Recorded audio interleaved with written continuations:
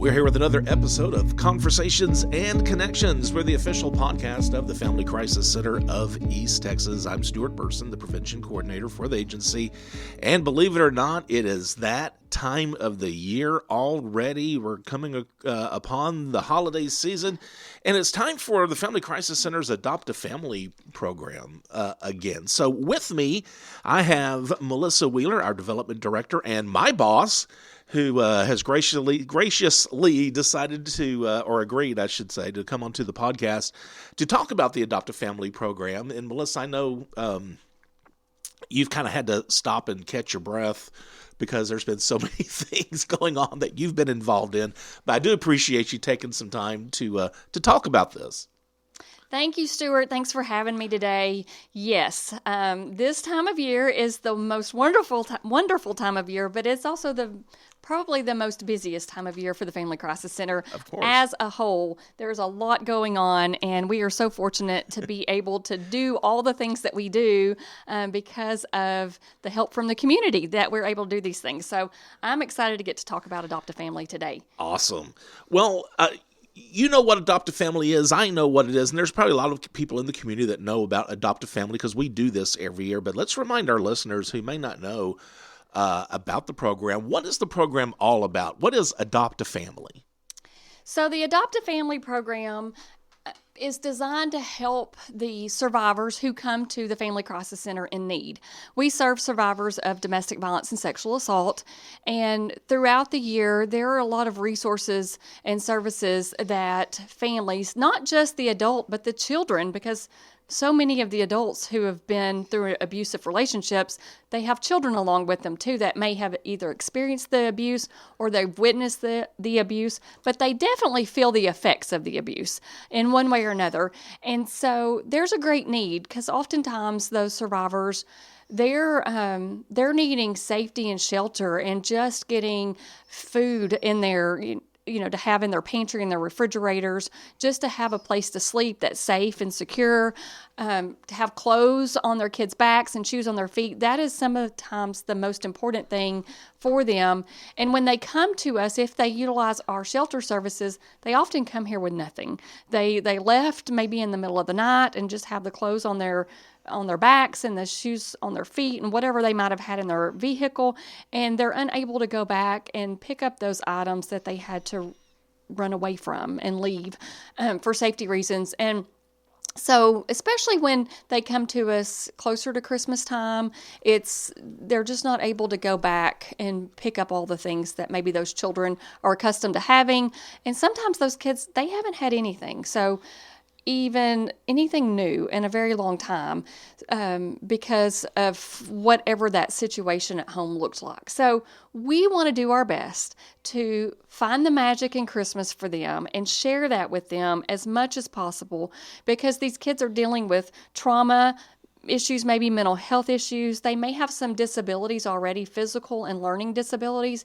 We are seeing so much more on the rise of those type things with the children that we serve here that we just want to find ways to normalize what a healthy home life relationship looks like to these kids so that as they grow and mature, they have that knowledge of, hey, I don't have to live in an abusive situation as I grow. So bringing in Christmas, bringing in donors, adopting these families to help that parent know that they have support. Their kids might be waking up in a shelter on Christmas morning. Can you imagine waking up in a shelter and thinking, am I going to have Christmas? It's coming, I don't know. And then to get here and maybe have the best Christmas you've ever had because you really haven't had a Christmas, but because we do what we do and donors, you guys do what you do and you provide and you help, you give them an experience maybe they've never had before and it could be the very best experience ever.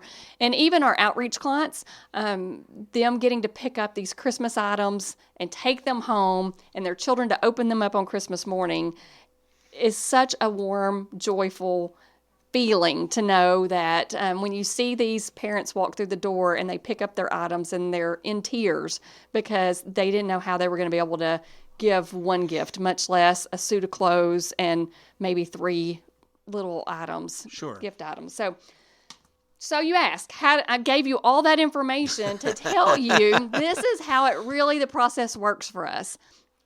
Our advocates work with our clients who are coming in. These are active clients. You can count on these are clients that we've been working closely with. They are participating in the agency programs and working hard to move forward. We empower them to make decisions so they can move forward in their lives, their in work, home, all the things. And so we use Adopt a Family as a way to also encourage them. So our clients will give our advocates a list of, you get their age, their gender, their size of all their clothing, their shirts, their pants, their shoes, and then each of the children get about 3 wish list items. And guess what? We want to treat mom or dad, whoever the survivor parent is, we want to treat them as well. So they're also included on this Christmas list. So we compile all this information for each of our families. You as the donor contact us and say, hey, we want to adopt a family, multiple families, because you can do this individually. You can do it as a group, at work, at church, as a family, larger family, and adopt multiple families. And we'll even ask, what size family do you want? Do you want a small family because you're an individual just trying to adopt a mom and a child? Or sometimes we have parents with 8 children or more. And or you're like, give me a big family or give me multiple 3 to 4 member size families. We can work together to get you whatever size family that you can shop for. We'll give you all that information and you go and shop, and then you bring those items kind of grouped by family back to us, and bring them also with wrapping paper and tape, the things so that mom, that parent, that adult can actually participate in the process and wrap the gifts themselves and see what each child's getting, so they feel like that they've contributed as well. So we work real hard to partner you up with the right family. Just know that everything we do is free and confidential for you as the donor and for our clients. So our clients don't know who donated the items to them, and our donors don't know who the clients are. They don't have enough information to gather who those clients are. So, and staff, works in between to keep that confidentiality, but to provide the best experience for the donors and for the clients. Okay. So, by saying all of that, historically, or maybe we have a goal for this year, about how many families do we usually look to adopting every year? Typically, when we look back on average, we have around 80 to 90 families with children. And those children, the number is astounding. It runs around 180 to 200 children every year that are adopted and gifts that come back in. And I will say, since I have been doing this since 2020, we have always had every family adopted. So the goal this year is, no matter the number, even if it increases, that we have every family adopted. So we work real hard to continue to push that message out, find donors to meet the needs of those families and clients. Yeah. Well, I know sometimes it's a unique situation. We plan on a certain amount, we get these families registered and adopted, but I think we were talking about this the other day. There might be a family that comes in on Christmas Eve. And what kind of a Christmas is that for a child, having to be displaced, go to a shelter Christmas Eve or the day before that. You want to make sure these families, especially the kids, have something for Christmas morning. And unfortunately, that does happen. We've even had people come in Christmas morning, families come in Christmas morning, and those children did not wake up to Christmas gifts. They probably spent the night awake crying and upset, more than likely, about whatever was going on in their life. So what we do is we prepare for that, and we have additional wish list set aside, and we have groups who will do toy drives for us, or they'll donate things like, socks. Everybody needs socks. And then we'll have items donated to us that we can pull from and be ready and prepared when those families come in. And honestly, that's what we do on a day-to-day basis as far as clothing and hygiene supplies and things of that nature. We try to keep our closets stocked. Sometimes they get super low, and we reach out during the year to our our community and our donors and say, will you help us? But we try to keep that stocked in a way that we can pull and we can provide something to anyone who comes in need. And so on Christmas morning, or Christmas throughout the day at Christmas, if they came in, they can have gifts, they can have items, they can have toys that they can play with, or arts and craft supplies. So we really try to find all the ways to gather, not limiting it just to the individual families that we actually have on paper and their wants and needs.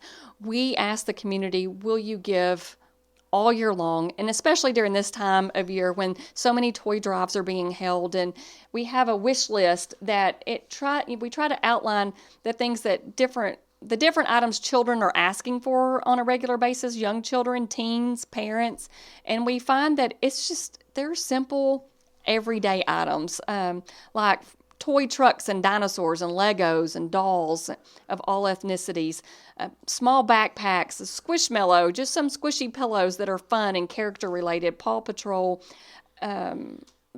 any type of Barbie dolls, plush toys, stuffed animals, Play-Doh, the figures, like superhero figures and Minecraft. And if you think about whatever's popular on TV right now for kids or at the movies, and something related to those type things, the adults, they're often looking for some self-care items like hygiene products that maybe are scented and a little bit nicer than what they wouldn't buy that for themselves and treat themselves, but they would like to have those things. Fingernail polish, just simple things. And some of our teens even, they want some makeup, some fingernail polish, some body sprays, some hair products, things to fix your hair with for the older girls. And then those boys, they like soccer balls and footballs and basketball. Sometimes just a hoodie is also nice, or a flashlight, so that they know they can see in the dark, art supplies. Or if there's something music related, we have kids with all kinds of talents and interests. So if you want to supply something kind of just kind of be thinking of, the only thing that we ask our clients not to ask for, and we try not to give out and take in, are bicycles and large electronics, because we can't do that for every child. And then there's some safety factors. And if they're living in the safe house, those kinds of things are often hard to have when one child has it and the rest do not. So those couple of things we refrain from. But there's so many ideas out there that you can buy for.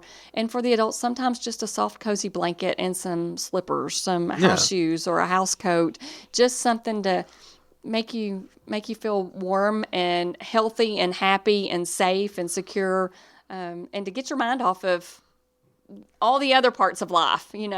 That's kind of what we're looking for. Sure. I always, to me, and I've adopted a family a couple of times in the past, and it's always fun, because you'll get the list. Okay, well, it's a mother and a boy child. The boy child would like this. And it's kind of fun going to Walmart or Target and going into the toy section and shopping for a little boy, shopping for a child. It's just kind of, you just got to get something out of it. Yes, it's so good to know that you're giving a gift that someone's not expecting at all. They have no idea that anyone's even thinking about buying them a gift. I mean, you just think about yourself, and when someone that you didn't anticipate, sometimes you think a particular person always gives you a gift. So that you have this expectation, even though you're not really expecting anything, but you still know that they usually give you something. But when someone out of the blue gives you a gift of even a small gift, a small token of appreciation, of thoughtfulness, of kindness, and that's not something that you even dreamed would happen, it helps bring the spirit of everyone up. And so that's what we like to do. And I want to add too that we try real hard to keep a Amazon registry list. You can look up the Family Crisis Center and have different items listed on that registry for Christmas toy drive type things. We have other drives that we've done, and we've put items out there just to give you some ideas of what we could use, like sleepwear. If you wanted to just give sleepwear even during this time of year, it's cold, and we need sleepwear that's warm and helps keep people cozy, and a few other items that and different drives that we have that we use throughout the year. You're welcome to shop from any of those and ship them right to us. And so you don't even have to touch them and bring them. You can just send it right to us. And then, of course, if you're like, I'm not the shopper type, I don't really have time to go to the stores and try to figure out. I have a hard time deciding. I know that's me sometimes. I want to buy everything, and then I have to narrow it down, and it gets really complicated for whatever reason in my mind. But or I'm not much of online shopping, and you just want to donate money or gift cards. We can take those too, and then we will use those gift cards to purchase anything that we need to purchase. Because sometimes our gifts, our families, their gifts come in and they had a hard time finding a pair of shoes, and they really wanted a pair of shoes to go to that child. And so our advocates will go out and shop for those shoes, for that shoe size, and get those things for those kids. And we'll use those gift cards or those monetary donations to Adopt a Family program to go shop. Mm-hmm. Or those last minute people who come in that we might not have something for, and then we have that ability to go buy what we need and it not have to come out of the agency's general revenue, because we do have general revenue to spend, but it is limited on what we can. To some degree, you only have so much money. So when you have money coming in for programs like this, specifically for it helps to be able to use those dollars for this program and to make it happen and not have to use the agency's other monies that it kind of has it allocated for other expenses. Right. So if somebody's listening, they are interested in adopting a family. What is the deadline? When do we need these families adopted by? Well, we ask that, and we're going to work our hardest and do our best to get every family adopted by Thursday, December the 5th. That way it gives you time to shop. You basically would have a weekend to shop. Mm-hmm. And then we ask for all the items. Actually, you'll have a week to shop. All the items come back to us as unwrapped gifts by Thursday, December the 12th. And then that gives us time to process it all, make sure we've got it all labeled for their correct client, and we call those clients and have them come pick them up, or however we need to make that happen to get the gifts to those clients. And then they have them in plenty of time. They know what they're going to be able to give their kids on Christmas morning if they're able to shop, or they've got other individuals asking, what can I purchase? Then they know what they have, and they can shop appropriately, or they might not be able to shop or ask for other gifts, but they've got everything they need, and then we can roll into some of our other Christmas activities that we do for our clients and not have to worry about all the gifts, and they're already taken care of. So our goal is December 5th to have everyone adopted. And how do we get the adoption list? If somebody wants to adopt a family, who do they contact? How do they They can call us here at the agency at 936-639-1681. They can ask to speak to me, Melissa Wheeler, or they can ask to speak to Mallory Harris. They can send an email to mwheeler@fccet.com, and then what we'll do is we'll send them an email back with the family information that they've adopted, and just general information that they need to know. Gives them time to go out and shop.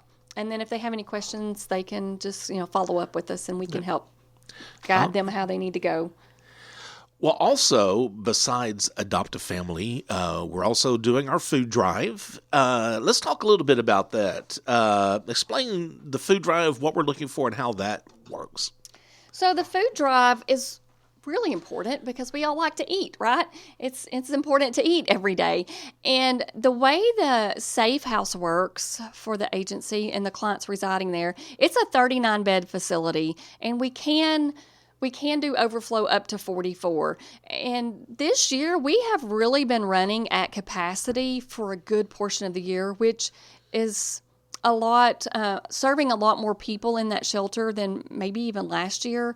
And so our pantry shelves, we try to keep them as stocked as possible, but I took a tour back there the other day, and we really had some holes that need to be filled in the pantry. And what happens is whenever we haven't had donations of food coming in, then we have to go shop for those items.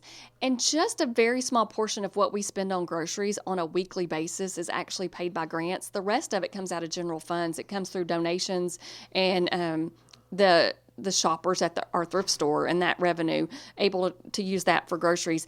We feed the Safe House clients 3 meals a day and snacks throughout the day. So that's a lot of food every day to provide those clients. So we always reach out and depend really on our donors, especially this time of year, because it is a much easier time of year to bring in food donations and ask that help us feed all year long, but especially now, stock our shelves so that we know going into next year and ending out this year, maybe we don't have to spend as much of that revenue, that money on food, because it's coming in as donations. And then we also have clients that they need help at home. We do our best to empower them and help them move forward, and sometimes it's the choice of food and the light bill. And they've got to keep the light bill on because we can give them a box of food. So they get to pay that light bill. So we do send home food boxes with our clients from time to time. And we like to make sure those shelves are full. And those shelves weren't necessarily full because we've had a lot of requests in the past couple of months for food. So we're really begging and asking for you to do food drives. As you grocery shop, pick up a couple of extra items and set those aside to come to us. We want to make sure that everyone knows that it works best for us to have unexpired foods that are non-perishable that would go on the shelf. Our grants require us to not have expired food. Once it's expired, we cannot serve it. If it's dented, if a can is dented, we can't use it. We have to set it to the side. And we actually have another agency, a nonprofit, that we can donate those to, and they can utilize them as long as they're not in too far expired or too bad of a shape of a packaging. But we at the agency are not allowed to use expired items. So we really push unexpired, non-damaged, non-perishable food items. If you have the ability to supply refrigerated or frozen items in quantities that are not expired, contact us, because we can oftentimes we can take those too. We just might want to make sure and kind of talk through how it's transported, when making sure that we have space in the freezer, because sometimes we get large donations of various things and the freezer might fill up for a short period, but we want to make sure that we can plan and prepare so those items aren't sitting out and warming up and thawing out while we're trying to move things around in our refrigerated areas. So yes, we can work with you. Whatever ideas you might have that you think are helpful, please call us, because we would love to have that conversation with you. If your church wants to do a toy drive or a food drive or a coat drive or a sock or pajama drive, we will help you put together some promotions on that and actually help promote it for you if you'd like for us to. And we'd love to take a picture. Everyone who brings in donations would love to gather pictures and be able to share with the community, because as people see that we have donors of all these various items, then others want to donate too. So, and it just turns into a wonderful time, a wonderful, exciting time. And to donate food, same avenues of communication, I guess. They can call or email to, is it best to maybe see what do we need, or just if you have something, just bring it? You can just bring it anytime. You can bring it to any of our outreach offices that we have in Lufkin, Nacogdoches, Crockett, St. Augustine. Our thrift stores in Lufkin and Nacogdoches will even take food over the weekend, and then they'll let us know that food donations, as long as they're non-perishable, right, those will they'll let us know those came in, and we can pick those up. But we really like for them to come to our offices if possible. And we've even done the same thing on our food drive as we did for the Adopt a Family Christmas. We've got a whole shopping list of items, because we tend to think holiday foods this time of year, but the reality is throughout the entire year we use, and even during the holidays, we use a lot of different things like spaghetti noodles and tomato sauce and crackers and soups and green beans, cans of beans, and salt and tea and Kool-Aid, cornbread mix, coffee, creamer, cereals, jelly, snacks, brownie mix, cake mixes and icings and cookies and tuna fish, and just those general foods that are easy to grab. Sometimes those work as good as cans of corn and sweet potatoes and stovetop stuffing. And we like to have all those things too. But we like for people to think, okay, what do they need on a day in, day out basis as well. And when you're feeding all these people and they're rotating through. And so just anything that you would fill your pantry with, we would love to have our pantry filled with that as well. Awesome. Okay. Melissa, thank you so much for taking time out of your busy schedule. Let's talk about that. And is there anything else we need to mention before we wrap things up? You know, there's probably plenty to talk about, Stuart. And Stuart does such an awesome job of helping promote all of these items and all the things we have going on. And he even goes out and talks to your group. So if you want someone to come share, if you're thinking, I want to do a drive, I want to get our group together, but I don't want to just collect items. I want someone to come speak to us and tell us about why this is important. Stuart's awesome at that. I can do that. Any of our staff can do that. So let us know, and we would be happy to come help you have enough information to provide your group so that they know who they're supporting and why. All right. Thank you, Melissa. I really do appreciate that. Melissa Wheeler, Family Crisis Center Development Director, talking about the Adopt a Family program as well as the food drive. And again, if you have any questions or if you feel like you need the services of the Family Crisis Center, I do want to remind you we do have a toll-free number, 24-hour hotline. That's 1-800-828-7233. Also, be sure to subscribe to Conversations and Connections. You can do that through Spotify, Apple Podcasts, and pretty much any podcast service of your choice. Remember, be the voice. If not for you, for someone else.